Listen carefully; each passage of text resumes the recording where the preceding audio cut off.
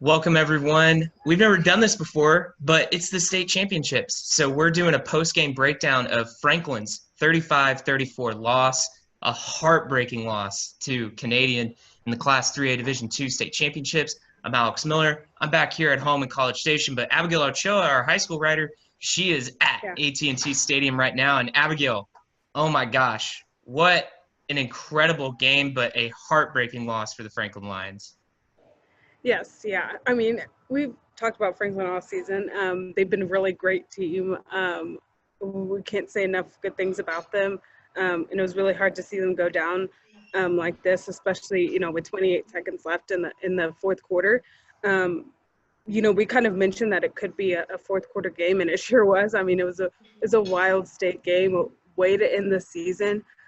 Um, even with the loss, it was a crazy good game, and the Lions should be proud. And Canadian did a good job as well. And much congrats to them because they really played to the end there. Yeah, for sure. I mean, you can't words almost can't describe the ending. I mean, the grit that Franklin showed. They were down 21-7. Mm-hmm. For they had the turnover early in the third quarter. Canadian goes and capitalizes on the score, but marching right back. Seth Spiller. I mean, we'll get to him in a minute. Just how great he was tonight and how great he's been all season. But the fight that Franklin showed was just insane. To rally, to get the stops.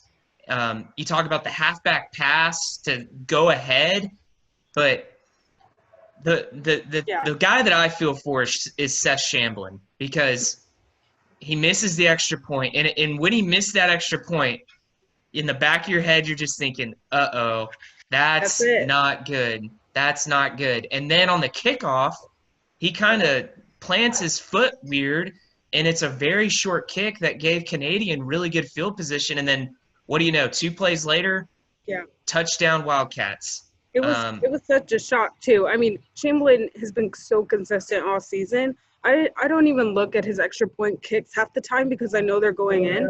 I did the same thing for this one. After that touchdown, I thought, well, I don't have to look. He's got it. And it just fell short. So it was almost like a fluke. He, like you said, planted his foot wrong and it kind of went the other way. But man, let's talk about this comeback from Franklin because that first half, they were looking a little shaky, which, I might chalk up to just being in the bright lights of AT&T Stadium, making it to state for only the second time in school history. I mean, a lot was on the line for them, and that first half really showed it. The offense couldn't get anything going, really. Canadian knew exactly what they were going to do, exactly where they're going to go, and they weren't really mixing in that passing game with Wade. So that was really big for them too. Now Franklin's defense was playing pretty good in the first half, but they let two big touchdowns from Colwell to Anderson go by them, and that really hurt them. So for them to be able to come back in that second half and really, I mean, they were on top of it on every aspect of the game. Spiller, I mean, let's talk about him a little bit. I mean, that guy would have been MVP if they won. I mean, no doubt he had 3 touchdowns in the second half. Then he throws a touchdown to Braden Smith in the end zone. I mean, that guy was on a roll today. I mean, today was his game. Yeah, I mean, you hit the nail on the head. Seth Spiller was unbelievable. He's been the heart and soul of this Franklin team that has just a plethora of pieces that they can use, but it always seems like it comes back to Seth Spiller. Bryson Washington, he's kind of the star. Malcolm Murphy, he's got the speed. Marcus Wade, he commandeers that offense really well. They've got weapons with Braden Smith and Hayden Helton. But when push comes to shove, it's always Seth Spiller, and he always seems to find a way to make the play. And today, until that trick play, he busted off the long touchdown run, but it wasn't like he was getting these crazy big plays, but it was getting the yards after contact on third down. It was getting the big shove on first and second down that gave Franklin opportune situations. On man, defense too. and on defense, yeah, he had. I'm looking at the stats. He had 4 tackles. 4 tackles. I mean, he was all over the place, and he has been all season. Yeah, for sure. I mean, there's no doubt. He had a 3-yard run, then he had a 53-yard run. That guy just, like, you give him a hole, he explodes and goes for it.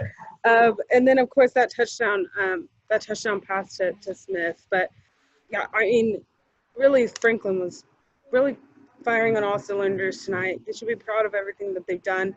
Um, you know, Malcolm Murphy and Bryson Washington, like you mentioned, those guys were really hitting it today. And they were tiring down Canada there in the second half. In the first half, we really saw Canadian. That's wrong. It's been a long day, Alex. But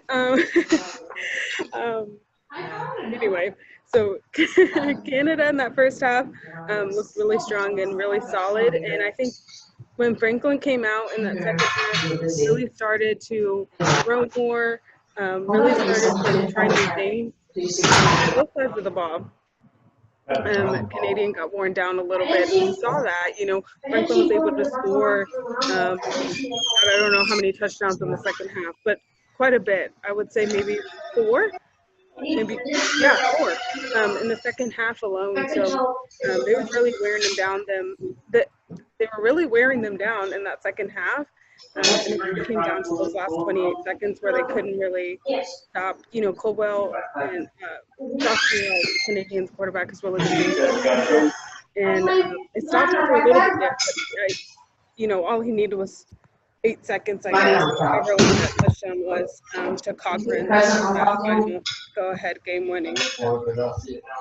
Yeah, Abigail, I know you got to go and try and put into words how crazy this game was. But before you go, let's just break down what this season meant for Franklin, for Coach Fannin, for the town. I mean, this was an unprecedented season. I was running the numbers, and I'll have a story in tomorrow's paper about how crazy this season was under first-year head coach Mark Fannin compared to seasons past. But considering the coaching change, considering COVID, they had the game against Hearn canceled. They lost those 2 games to start the season. I mean, things were not going Franklin's way that first 3 weeks of the year. And they found a way to put it all together and put together arguably the most successful season in school history. Yeah, and let's not forget to mention they're bringing a lot of these guys back. A lot of these guys are coming back. They believe they had 8 seniors this year, but I mean, including Seth Spiller.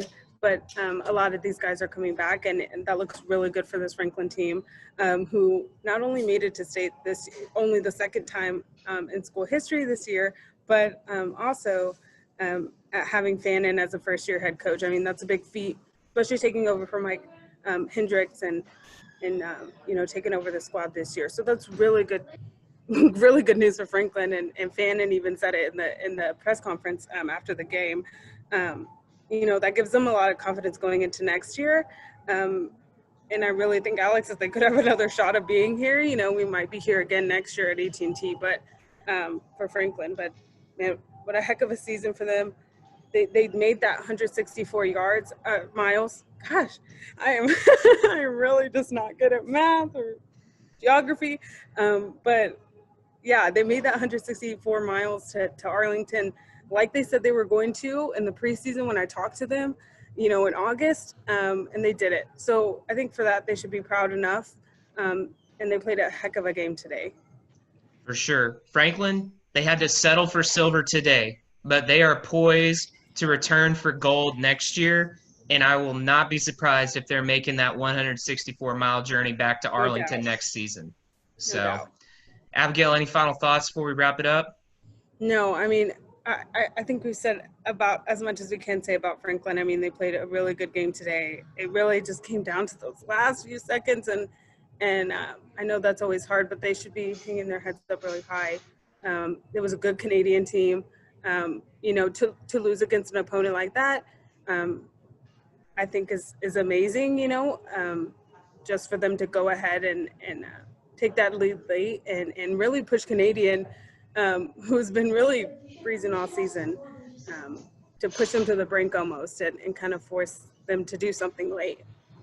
For sure. And, Coach Fannin after the game, he said, this loss, I hope it puts a little fire in our returning players' bellies. Yeah. And I guarantee you it will. No doubt.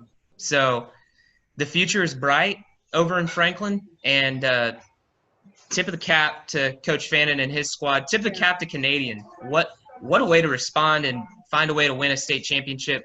Texas high school football doesn't get much better than that. Doesn't get any better. Yeah.